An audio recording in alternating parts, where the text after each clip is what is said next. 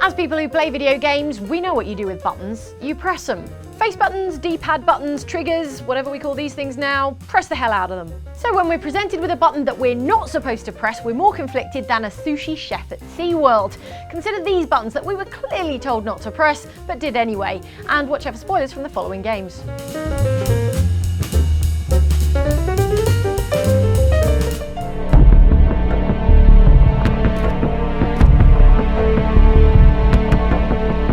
After you complete Modern Warfare 2, you wind up in a museum commemorating the events that just took place.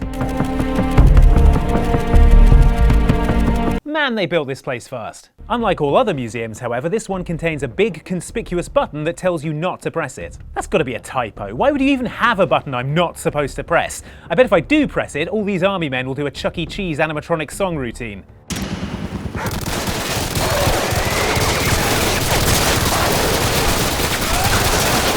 It's like the Keswick Pencil Museum all over again.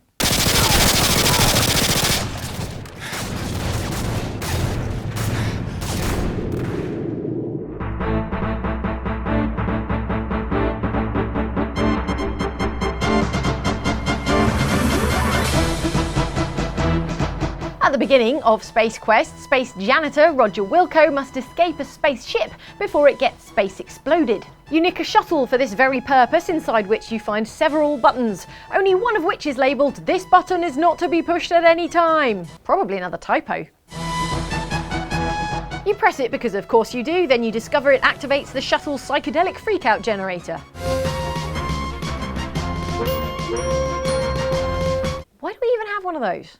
Then you're whipped through a kaleidoscopic portal into another dimension faster than you can say "my finger slipped" before crash landing in the grounds of Nottingham Castle in Conquests of the Longbow, another game by Space Quest developer Sierra. You're stranded in the Dark Ages, centuries away from any kind of cool space travel, but not to worry, you've only got a few moments to regret your compulsion to push all buttons before you die of your injuries.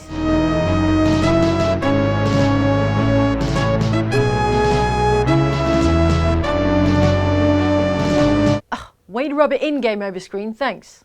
By the time I find my way in, the sheriff will be fast asleep. I watched the last guest leave about an hour ago, and the servants are no doubt cleaning up while the rest of the house turns in for the night. Now to find my way over that wall. Nietzsche wrote that a living being seeks above all else to discharge its strength. A button, on the other hand, seeks above all else to be pushed. And who am I to stop a button from fulfilling its purpose in life? In Thief 2 mission Blackmail, you infiltrate the sheriff's grand estate, and while you're hanging out in the basement, you discover this cheeky little number, with a sign telling you not to push it, as if... And what do I get for helping said button live a rich, full life of being pushed? Spiders is what, out of nowhere, to ruin my day.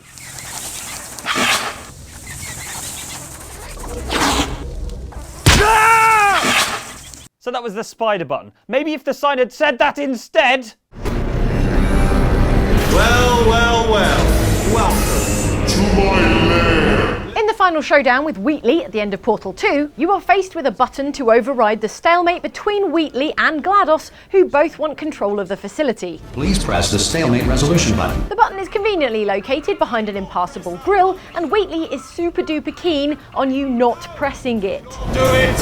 I forbid you to press it! Neither of those things are going to keep you from making like salt and pepper and pushing it real good, because duh, you've got this portal gun for one, and for two, why would you listen to that spherical idiot? Don't press that button! Don't press it! Or fine! Moving from the stalemate button! If only you'd have listened, then you wouldn't have been exploded. Are you still alive? You are joking! You have got to be kidding me! It's like my fireworks making class all over again. The voodoo are important to those who study the martial arts. Those without the voodoo often strayed from the path and were hated by others. Shenmue 2 is a game that loves its QuickTime events. Almost every action in the game, no matter how mundane, comes with its own set of quick response button prompts, from chasing street thieves to punching trees to, oh my god, carrying books. Be careful, the books here are precious. It's not that hard, Rio. Look. The point is, a few hours into Shenmue 2, you are well and truly trained to expect QTEs, which is why it's such a mindfuck when you reach a point where you have to completely ignore a button prompt to succeed. This happens when you try to learn an ancient principle of martial arts from a psychopathic barber who tells you to not move no matter what happens while he waves a straight razor at your neck. Do not move, no matter what happens. There then follows the longest few seconds of your life as the A button prompt flashes on screen beeping like crazy, exploiting all the instincts the game's been programming you with for the past several hours. Or, more likely, you move like you were told not to, then get threatened by a man with a cutthroat razor and kicked out of his barbershop. I said no matter what. You have no courage. You aren't fit to learn the voodoo. Come back when you gain some courage.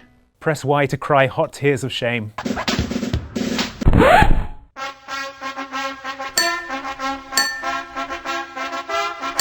Online flash game The Impossible Quiz pretty much does what it says on the tin. Make it through 34 questions of this and you get to question 35, where the game tells you that pressing this button will result in a game over. This is probably one of the Impossible Quiz's tricks though. I'm not falling for that one, quiz. Oh. Is there a possible quiz I can play instead? Good news, everyone! I've sold Planet Express to Mom. Also, why are you wearing that funky hat? What? Oh, this? No reason. You probably remember the suicide booths from Futurama. They're booths on the street that resemble telephone boxes, which will kill you for a small fee because the future is a terrible place. Well, those booths also appear in the Futurama video game. Despite having the consequences of stepping inside and pressing the button made clear to you by the TV show and the booth name and common sense, good news everyone, it's still an option, an irresistible option. I wonder what will happen.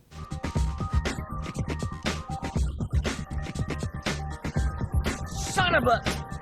Well, I don't know what I was expecting.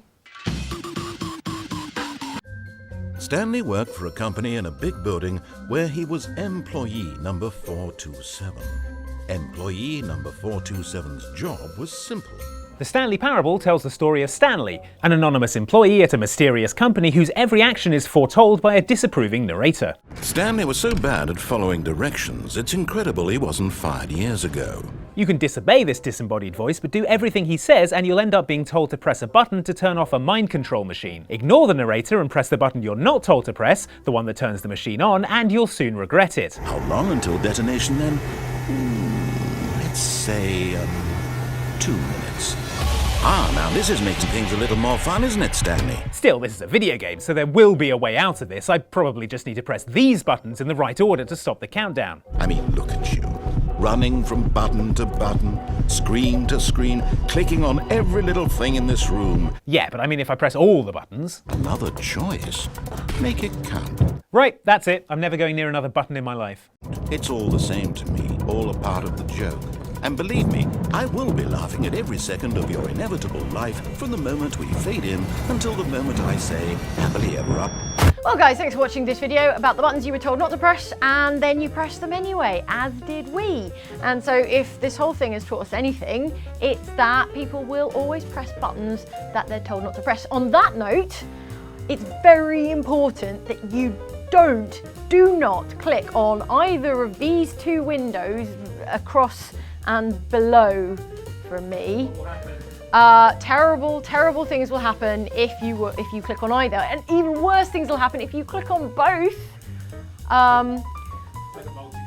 Yeah. So whatever you do, like going forward from this moment in your life, whatever you do, just make clicking on those two windows, make that a thing that you do not do.